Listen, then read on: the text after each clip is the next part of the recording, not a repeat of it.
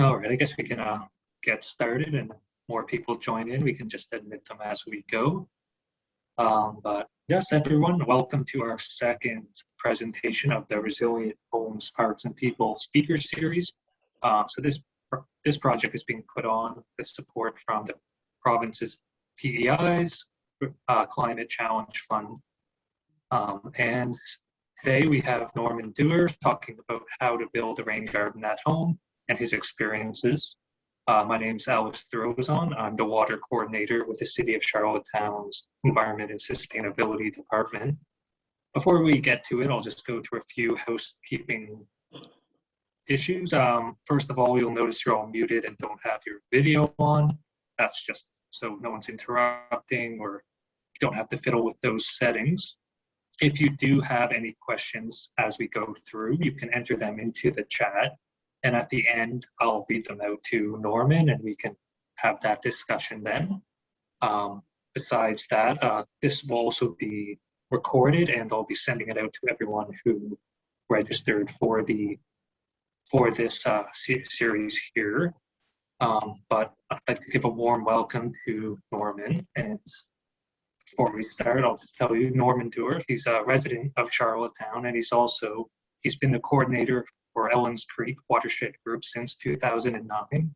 Now, he makes no claims to his expertise as a gardener, but he draws on his experience for growing things, his observations on nature, and our changing environment. For tonight's event, he'll talk about the construction of the Spring Park Elementary School rain garden that was done back in 2018, and what he's learned from that project. So rain gardens, they're a simple and effective landscaping tool that can make the most out of the rainfall and surface water runoff on your property. And he hopes tonight's event will inspire people to add a rain garden to their future landscape plans. And now that after that very humble introduction, I'll let Norman take over. Okay, have I got the wheel now? That's great. Really excited to speak about this topic tonight. It's something I really think can be an effective tool, and actually it's great landscaping tool, which I don't know why, I'm not sure why we don't use it more. So I'll get right into it. And I'm going to go through the whole process around the Spring Park rain garden, just so because this wasn't a home project. This was a a larger scale project, but we learned a lot from that I would have done differently, and what you would probably do differently as a homeowner. But so I'm going to just take you through the construction. Luckily, we'd taken a lot of pictures during the construction. And so this was the situation before we built the rain garden. And you can see, and I'm not sure where, I'm going to try some buttons here. The spotlight, how's that work? No? Okay. I better not start clicking too many things, because I may lose it completely. But you see, there was always this water. I don't know whether I hope you can see my mouse, but there was always this water. And honestly, I'm not quite sure where it comes from, because there's not a lot. The building is just kind of there's no drains or anything, but there was always this water coming to Spring Park School, and you see where the cones are here down the water. So it would flow across there. The sidewalk was always icy, and they put out safety cones. So I knew a little bit about rain gardens, but not a lot. So I wondered if a rain garden would work. Now, for this project, because we were dealing with a school, and if I was building one at home, I wouldn't probably have taken all the steps that we did. So, and I wasn't quite sure what could work here either. So we hired a landscaping company that have a Red Seal technician, and it's just like doing up a will and you hire a lawyer and they know exactly what to do. Anyway, they did know, he knew exactly what to do, and came up with a design and a planning plan, which is you see here on the screen. funny thing about these planting plans, like they're great when you get the picture and all the plants are there and all the species are there, but then you go and try to find them, like that river birch, couldn't find that. Elderberry, couldn't, well, we've got that, we've got the bayberry, ostrich fir, and summer sweet, down that one down at the bottom. We eventually did find that, and you can't see it, but there was they called for a Siberian iris over in this corner. And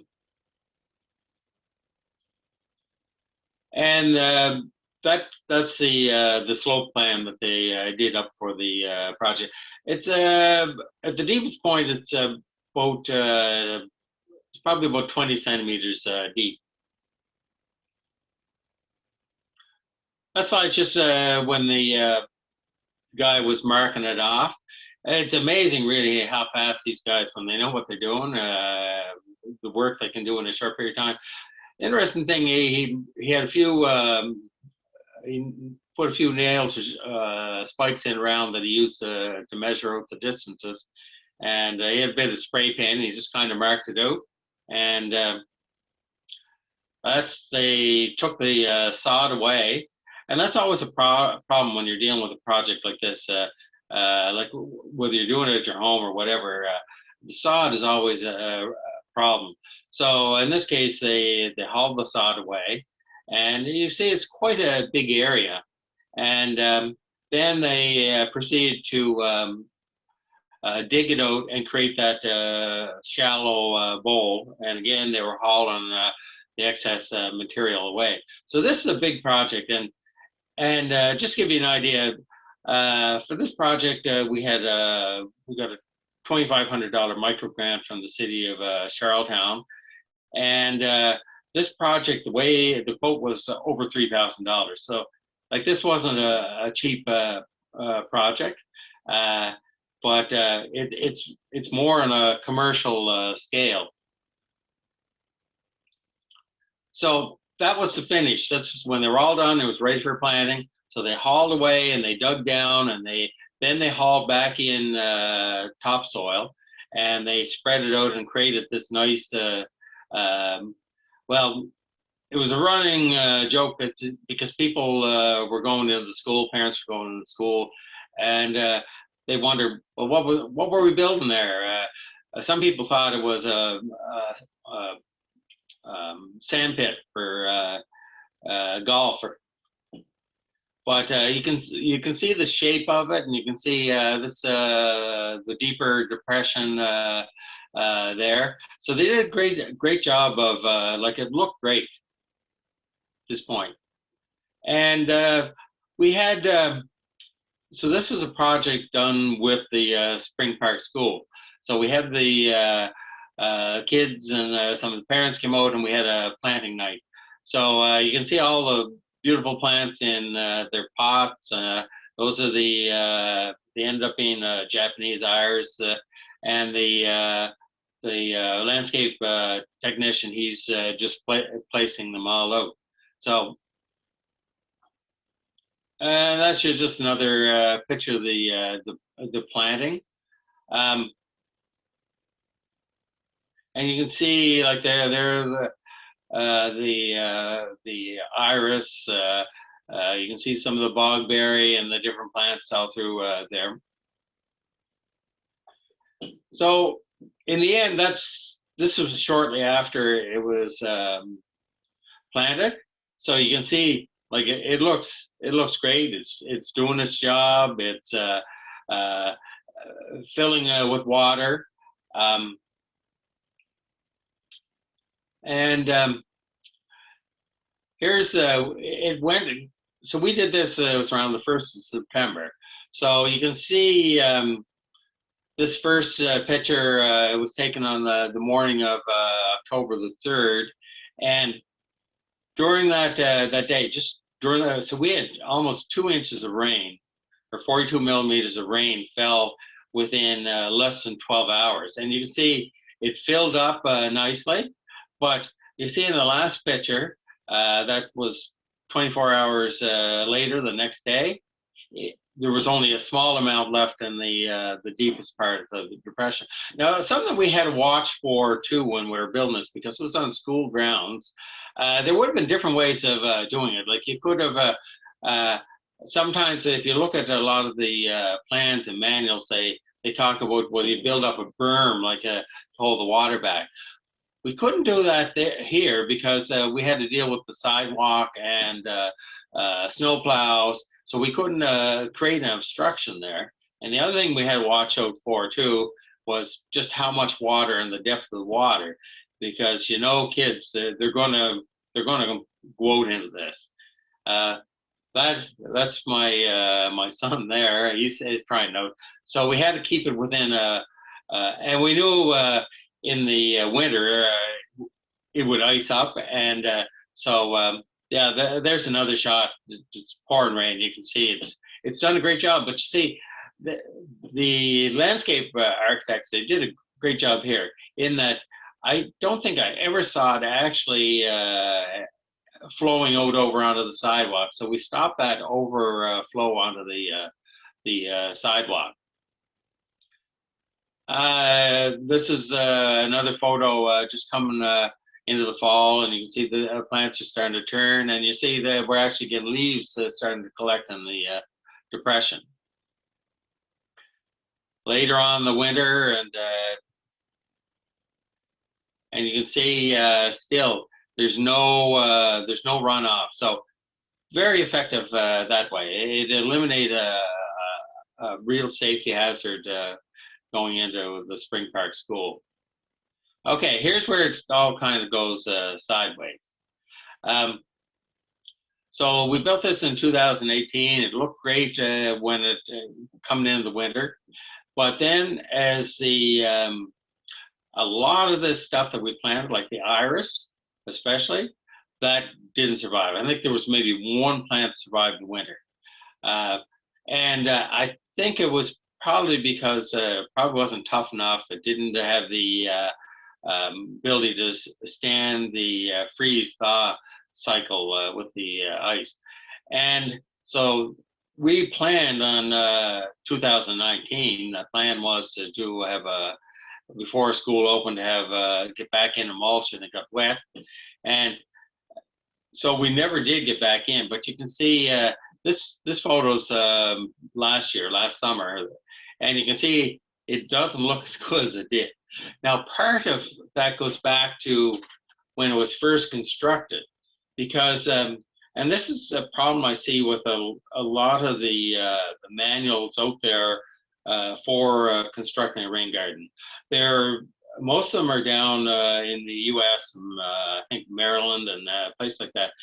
I think they have different soil than we have. Like for here, it's more of a problem of getting enough water to fill it than especially over the summer, because the summers are so dry.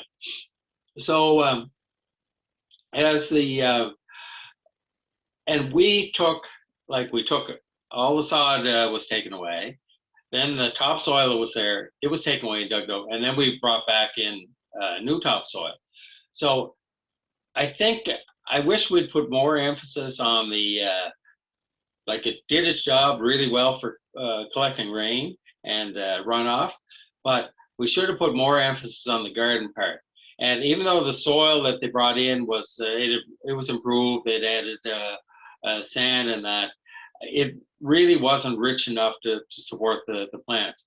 If I was to do this again, I would put as much effort into preparing this bed as I would if I was doing the garden. I would have put a lot more amendments into the soil, because the plants have never really done really as well as I thought they should have. And most of that, I think, goes back to the fact that it wasn't, we didn't put enough amendments. So after you dig down like that, sure, you bring in topsoil, but it's not the same. So like you can see, it's looking pretty scraggly there. We got a lot of weeds growing along with came in with the topsoil. And that was kind of, some of it was negative, some of it was positive. We got red clover started, and I've left that in place because it's great for bumblebees. Right there, there's a clump of red clover. We replaced the iris with ostrich ferns. Those are the ones you see growing around homes. Most people had them around their house. There's a lot of them around Charlottetown. They're tough. They're almost indestructible. So we planted them in place of this, and we've been adding a few plants since it was first constructed. We've added some aronia. That's a aronia M. It's a black chokeberry. It produces a deep purple fruit that birds like, and it's edible. It doesn't have a lot of flavor to it, but it's almost like giant blueberries. And because we got a strong north-west wind, we added a spruce tree over in this corner. I'm hoping you can see my mouse there. Tried to build up the wind protection. So we weeded it. And the other thing with the size of this project, just give you an idea. Like, okay, just to maintain the mulch on this project on a yearly basis, even buying the mulch in bulk, it's about $350 a year. So like it's a big project. So that's after we mulched it, and you get a better view of it. You can see the spruce tree.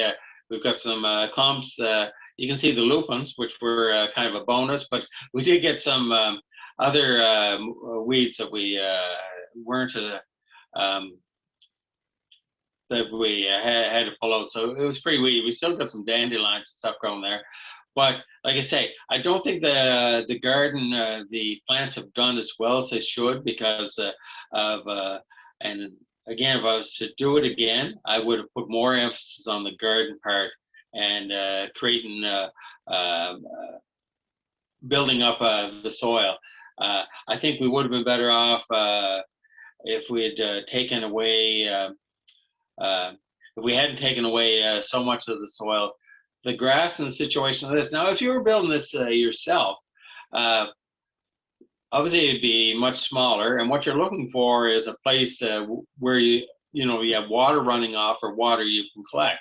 And because our soils in PEI are so well drained, you're really, unless you have a very unique soil, heavy soil, drainage will never be a problem. So this is never going to fill up like a pond, and it was designed that way, that it was intended that it would only hold water for no more than 24 hours. But because we're getting such dry summers now, like water, you really want to retain that water. So I'm not sure why we got into this whole building the raised beds and building raised beds around our homes.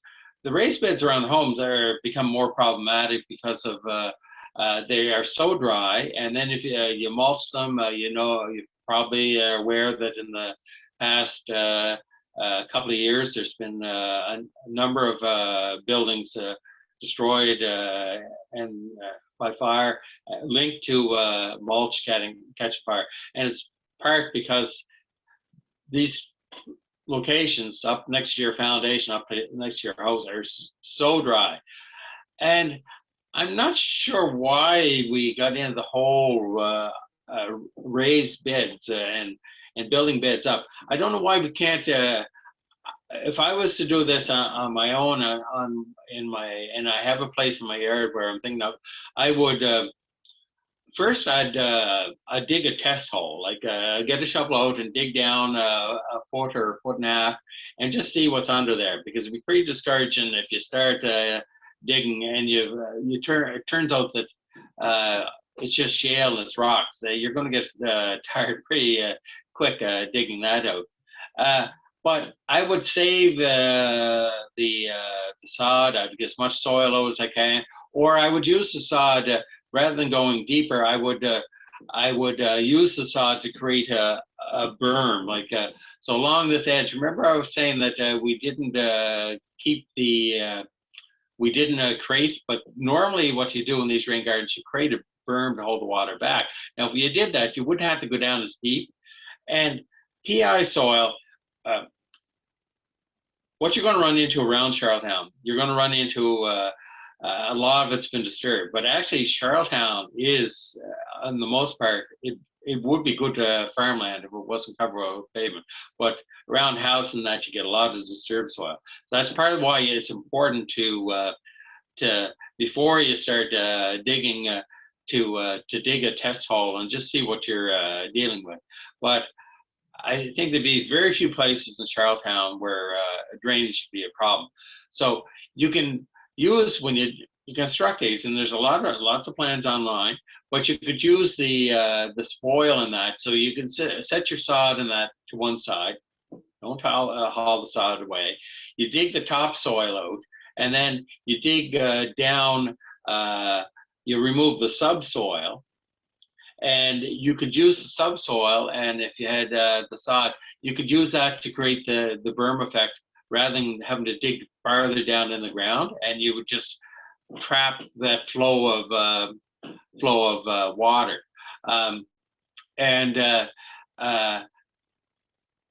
put the topsoil back in and grade it out. Now, the idea of this having these the contour here is it's kind of neat, because you can pick okay, if you have plants that need a little drier, you would put them over in the drier end of the bed, like probably where the water enters.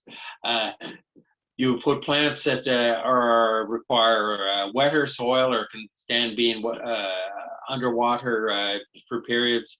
You put them over in this area, and the plants that can stand the most water, you put them in the middle or in the lowest part. So you have multiple zones within the one bed. But the beauty of this would be that you capture rainwater, you capture stormwater, and you don't have to worry about watering it through the year. And what I've learned from this is, you just try. Like this is kind of evolved. We've added different.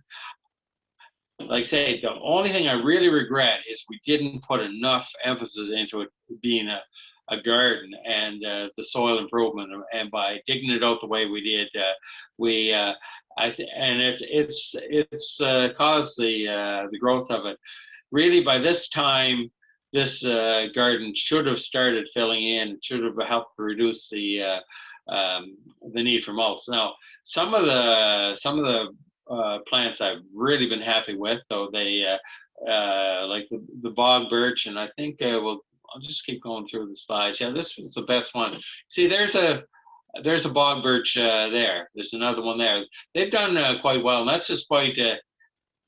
Kids come through there. Of course, they've walked on, they've tramped them down, and you can see the lupins growing over there. But the Bog Birch, that's a tree that grows up. It's only found, or was originally only found in the Musquesh swamp. Now, I think McPhail's Woods have propagated, and the Frank Goody Nursery a few years ago, they propagated.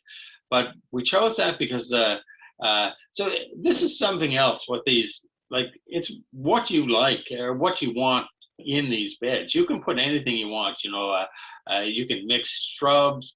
We've added willow to this because we want to keep it mostly nothing that's going to grow over 8 or 10 feet.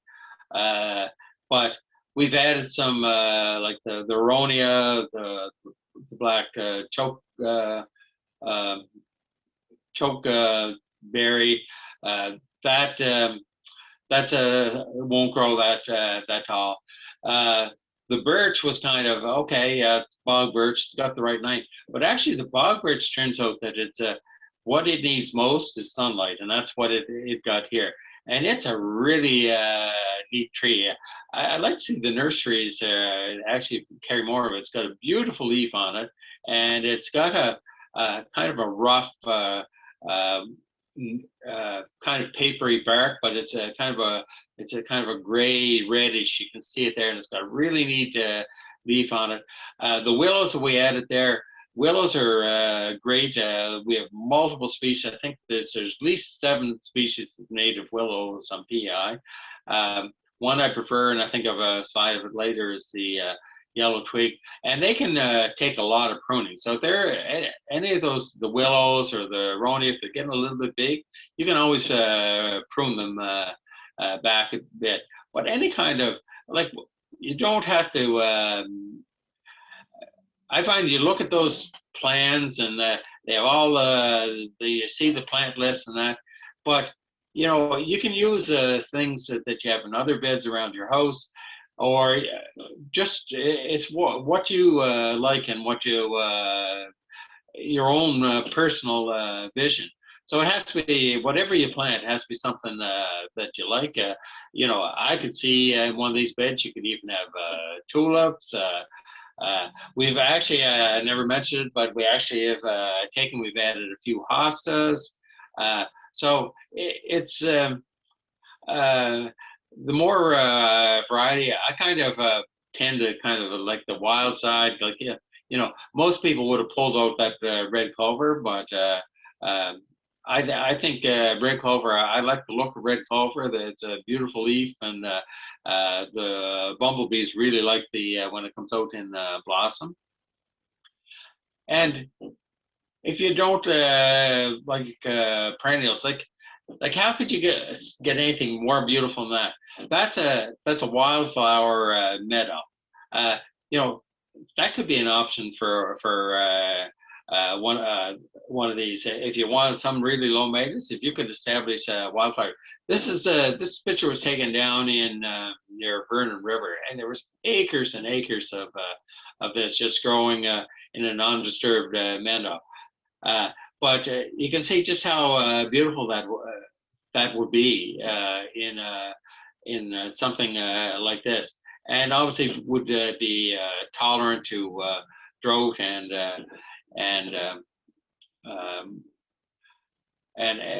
any kind of conditions you might throw at it. And I'm kind of probably reaching here a bit, but I really like some of the, I guess people call them weeds. Like this is goldenrod. Now, late in the summer, you see fields of it, and I don't think you can get it. I really like this as a plant. You know, maybe that's something. And when you're doing landscaping or planting plants, it's usually about creating clusters and colors. But just I thought people think goldenrod, the pollen contributes. Some people are allergic to it, but actually, goldenrod pollen is sticky. It doesn't. It's not airborne. It's just designed or evolved where it's for the bumblebees and the so it sticks to them. So it's a sticky pollen. It's not like a ragweed that blows in the air and causes so many people grief. This is another thing, plant that people consider a weed.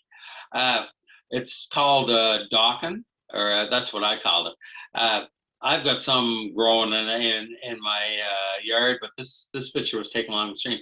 But you know, if you're looking for different contrasts in that, I just you know, like I say, when you look at these landscape plants, you kind of get caught up in them, and that's okay. But you know, just I just encourage you to kind of think outside the box and just be creative what you can put in there, because the advantage is with this, you've got like different zones. You know, you've got within the same flower bed, you've got a wet zone, you've got drier and a little drier. So you can put in plants that probably would never survive like in a raised bed or wouldn't do well in a raised bed.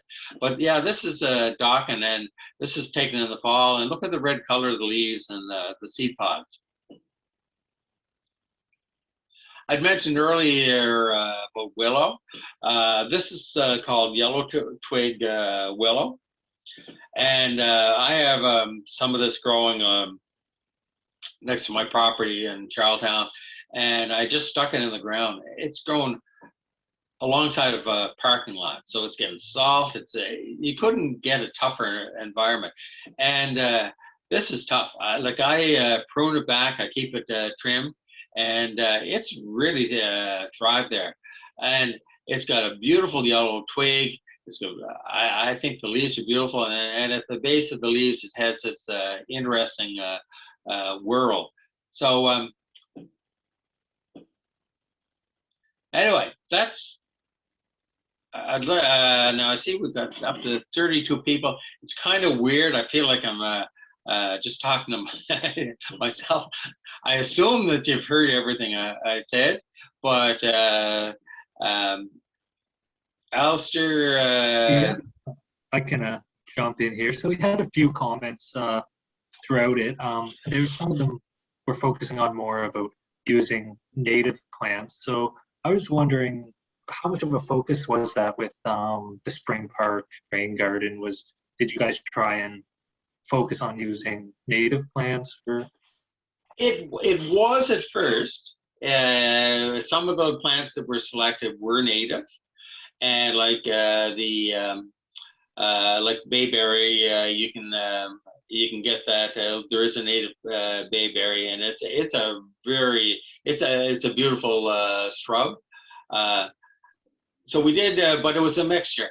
I'm not like I like to use native plants, but I'm not. I guess I'm not. I'm not. Like if you can find it, it doesn't always have to be native. But I think avoid if you've got something like I talked about. You could move plants that you already have. You like them, but there's some plants I find, and I know we've planted stuff. You get a clump of something from someone. It's usually the thing that they're trying to get rid of, and you end up with something that's invasive, and it takes over the area. So just be careful with especially with some of these the cultivated plants. They can become invasive and just take over an area. Yes, that's definitely true. You don't want to be planting something that's. And what bothers me quite a bit about some of these garden plants or the landscape plants that are quite common. I've got some of them around there, but they become so aggressive. Like people take them, they dig them up, and they just dump them, and then they become in places. I've seen strange plants like they're not native, and you wonder how they got there, but people take the stuff they're trying to get rid of from their house, and they'll dump it to even I see it occasionally around Elms Creek where I don't recognize that shrub or that tree, and get looking, and it's an orphan plant. It's almost they don't like to they don't like to destroy or so sometimes the best place for this stuff is the compost bin, but sometimes people they don't want they don't want to be that extreme, and they take it and they just dump it somewhere, but you're just moving your problem to someone else. Okay. I have another kind of comment here, and it's kind of on the topic of just acquiring plants. I know there's the nurseries, several nurseries on the island that do have some native plants and are cultivating them. But it's also can be difficult because I know some of our projects, they go pretty quickly. and that's for even just the general consumer might have some difficulty. But there was comment here about the amount of marshland around the island, and how do you, and I know you kind of alluded to it in some of yours when you were talking about those plants that sometimes we think of as weeds, but how do you think, like, do you think it's very feasible for folks to go out and into, say, marshland? And I would firstly recommend you make sure you're not going on someone's private property, but do you think it's feasible to kind of forage some of these plants for a rain garden? If you're talking marshland, I don't think it would. Well, first, I'd be. You have to be careful with that because marshland would be, you're getting into the buffer zone. It's a very sensitive area, and what we found, like with this rain garden, the problem is to get enough water into it. So it's basically. I doubt if the plants would do that well transferred, and it's because and I think the rain gardens that you see in the manuals, they're dealing with a heavier soil that's and I think the drainage is different. PI soil, on the most part, is a really well drained soil, and if you get into marshlands, they're wet for a reason. That's because they're usually heavy soil. There's a lot of water. There's a lot of springs. So the reason for them being wet, you're not going to be able to create that. This will not create that effect. All what we're doing here is you're capturing the rain that falls, whether and I really don't know why, and I've put some thought into it, like why we started doing the raised beds, because you could easily do like a shallow bed. You could dig down only maybe 4 or 5 inches. Rather than raising the bed, you create a shallow depression. Would have the same effect. It would capture the rain. The raised, and you could still have your trim border where you keep the grass and that out. But I don't know why, we started doing these raised mounds, which are just going to drain off. They're going to, the water's going to run. Some of it might be caught around the end. And especially with the way our climate is changing, that we're getting these dry summers, like you're going to have to keep water or them heavily mulched. I don't know how. So why not just, rather than doing the raised mound that's typical, just doing more like maybe 3 or 4 inches and just creating a bed that way. The only reason I wonder, like you could even do this around gardenings or perennials. Like I even wonder about doing this like for a rhubarb. I find rhubarb is it's a beautiful plant too. And what you can, but rhubarb tends to, you get a spurt of it early in spring, and then it dies out. But what I found just by accident, it dies. You get the one crop and then it goes to seed. But what forces to seed is lack of water. So if you had water, source of water or more moisture, I think you would extend the rhubarb crop out. But now maybe, but sometimes I think you just do things like, has anyone noticed like how they started, it started a few years ago, this trend to put mulch up around the trees, up so high onto the tree, and it's shaped like this, like a volcano kind of effect. I don't know where that started, but but people see that, oh yeah, that looks good, and they continue on. I don't know, maybe raised beds and creating these mounds started that way too. Or maybe it's maybe have to do with this freeze thaw, but most plants will tolerate having wet roots or wet feet for a few days at a time. I think where you get in the problem maybe with some would be if there's too much ice on the freeze thaw. So, but I encourage people to try different things. And what Alistair, you mentioned about like sourcing the plants. Like we had like I tried. I went to every nursery all summer trying to find the plants that were in the plan because I wanted to, had a plan, wanted to follow it.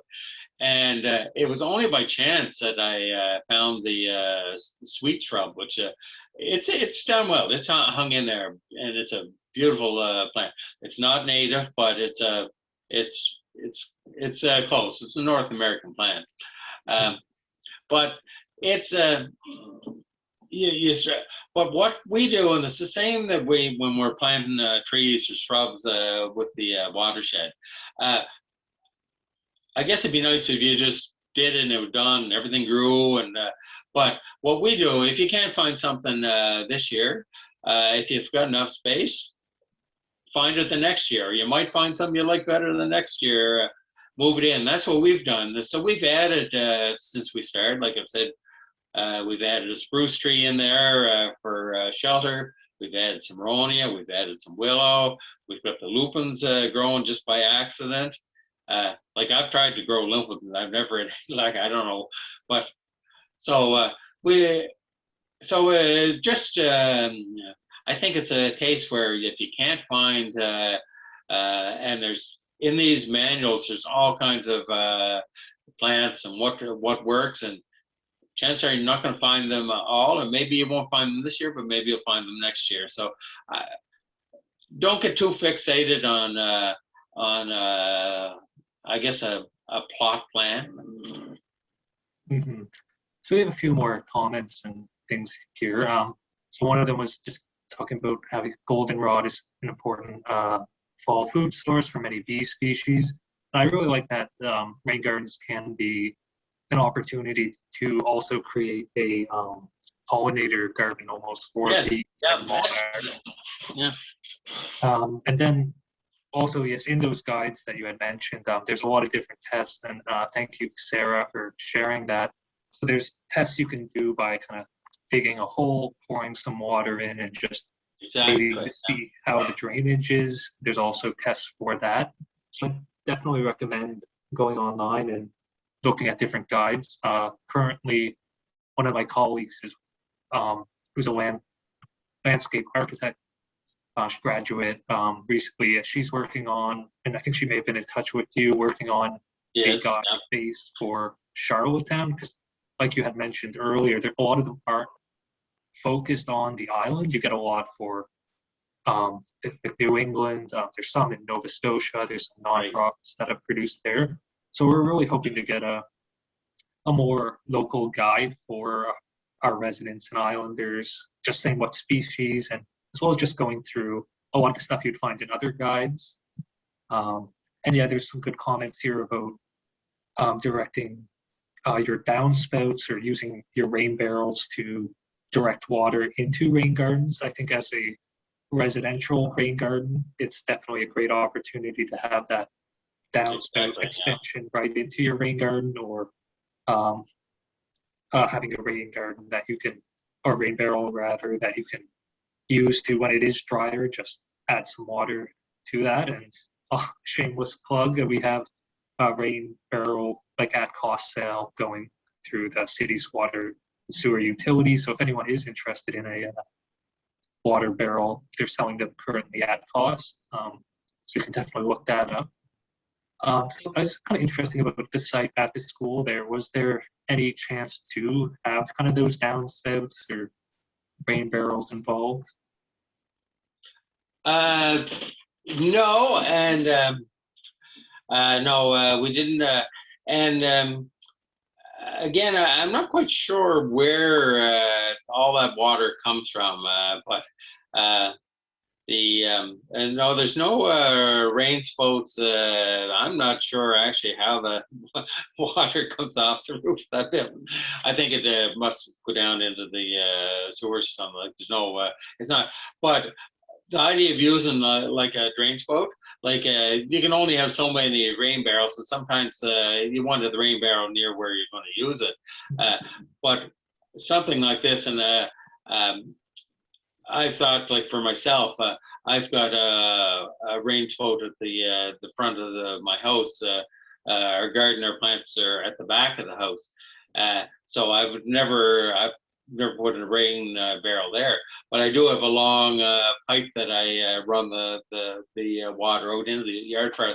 And if you're creating one of these, most of the designs talk about having them at least 12, 15 feet away from your house. You know, you're not going to do this right up against the house. That's quite important point to make. That's very important.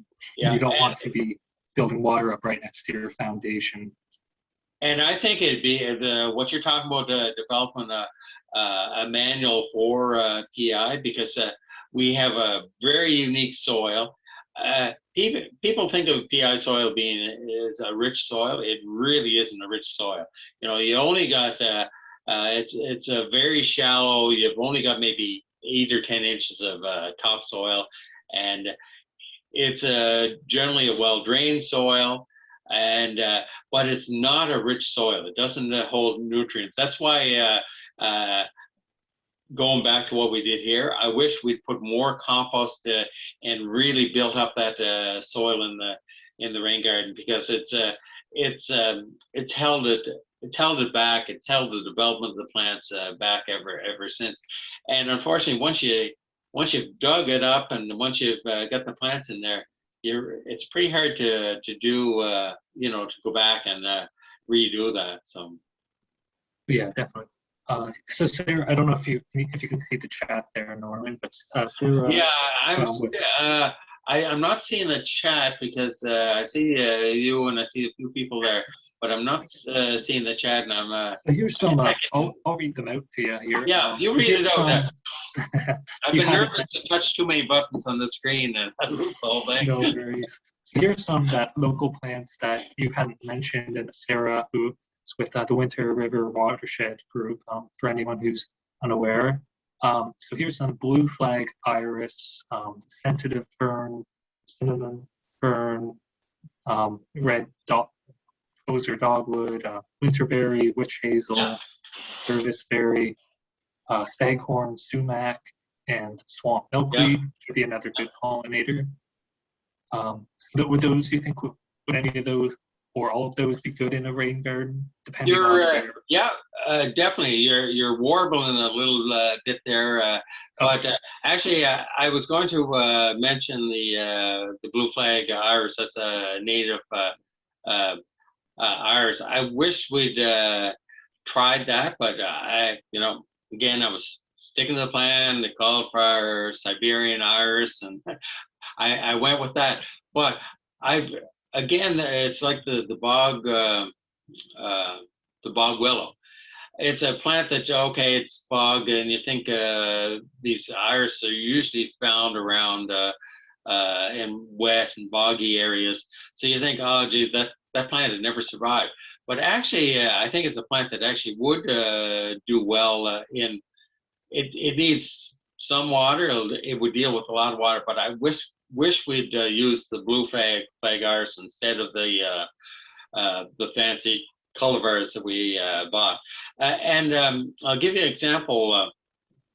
Over at the Simmons Arena, the city a few years ago built a swale. Now, swale is just another name for a rain garden. It's still a rain garden. It's meant to absorb.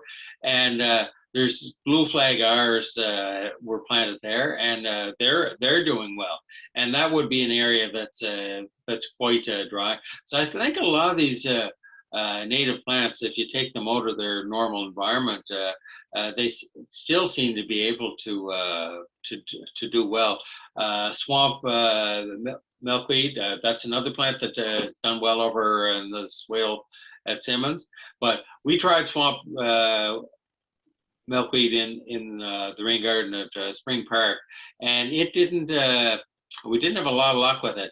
But again, it goes for us. It goes back to that we didn't put enough into preparing the bed itself.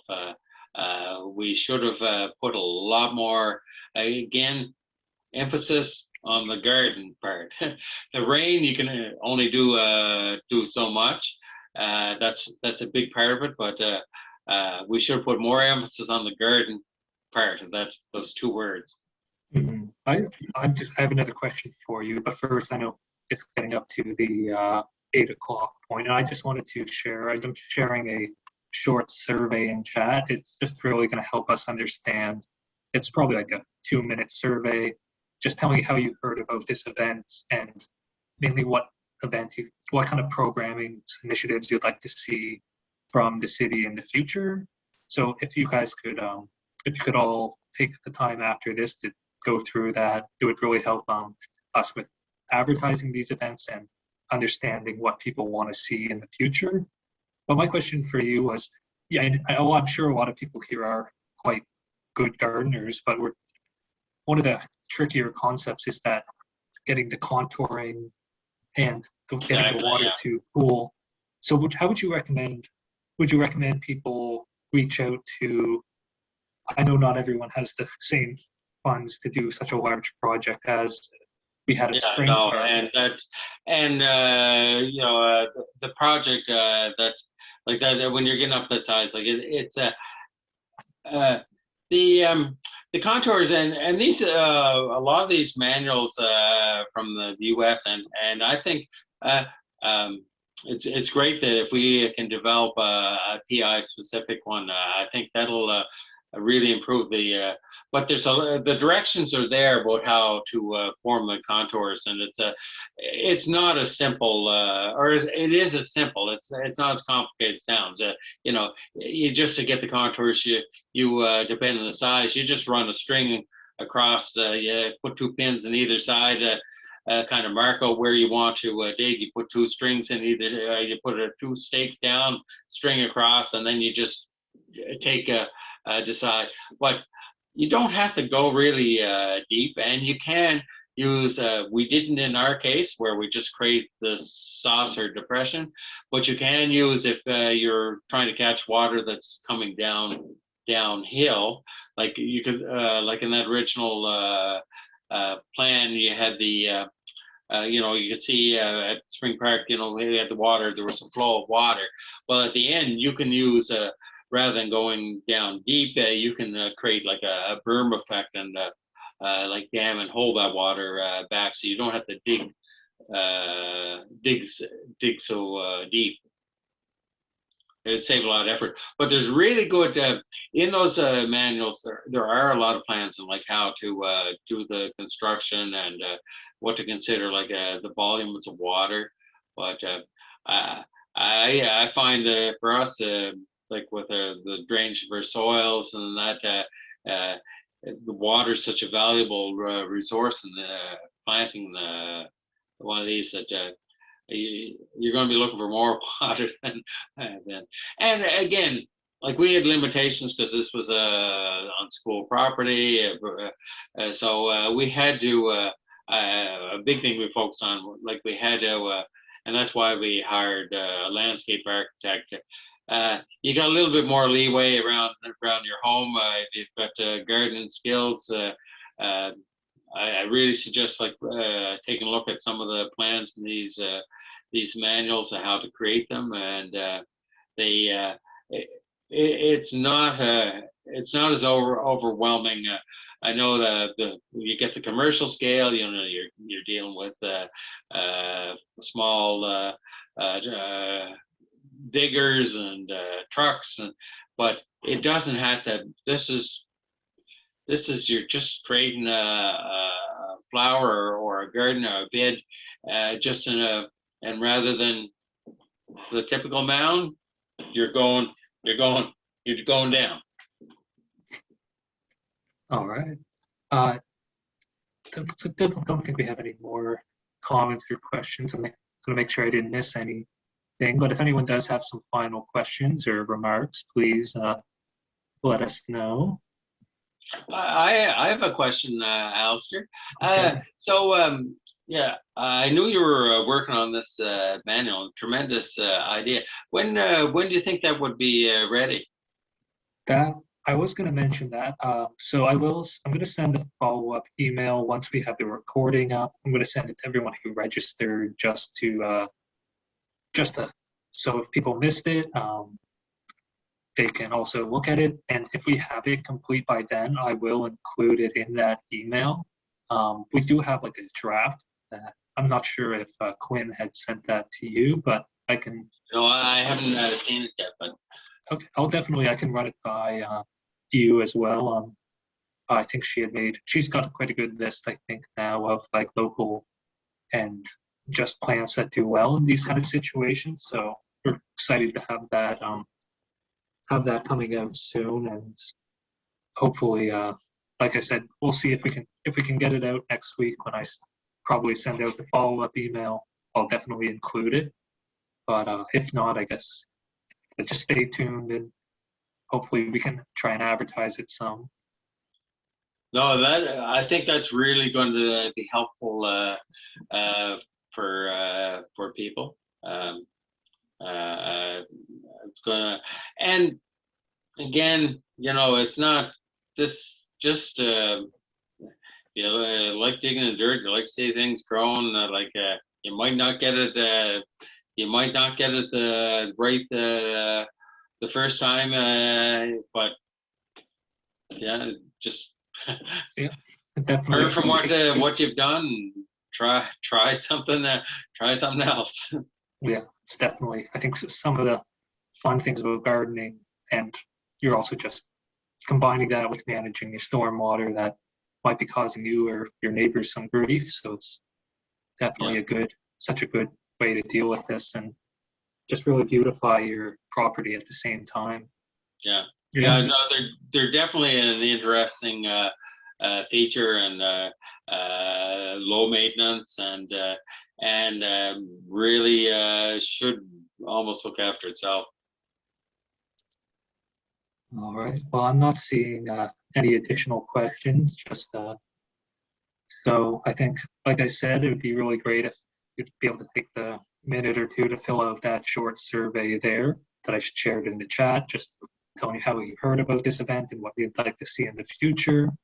But besides that, next week we have Dr. Xander Wang from the UPEI Climate Lab. So he'll be talking about flooding and climate change in PEI. So I think that's going to be really exciting and hopefully not too doom and gloom, but I think it's an important topic that sometimes overlooked with climate change is just the increase in flooding and storm surges, and being an island and a very much low-lying coastal city is a very important and timely discussion, and hopefully some of you will be able to make it out next week as well at the same time.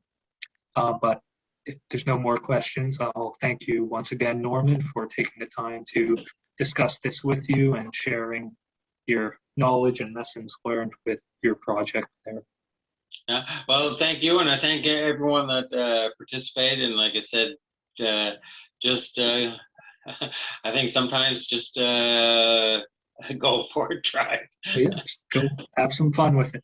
Yeah, have some fun. Like don't and that's why I threw in a lot of those slides at the end, like some of these, like, okay, goldenrod. Who would think of planting goldenrod? But maybe you'd be the only one in the street that you've got a nice patch of goldenrod, but there are some plants like that we think are weeds, and they actually, I find they can be more beautiful than anything. I will say it's important though that you do some research and make sure you're not planting any of those really bad invasives like Japanese knotweed. We don't need more of that. No, we don't need more of that. And some of these plants that you have that have been mainstaying garden landscape plants are pretty invasive too. Yeah, no, you gotta make good choices. Yes. Yeah. Have fun, but make good choices. Yeah. All right. Well, thanks everyone again for attending. Thanks everyone. Thanks. Thank you, Norm. Okay. Bye.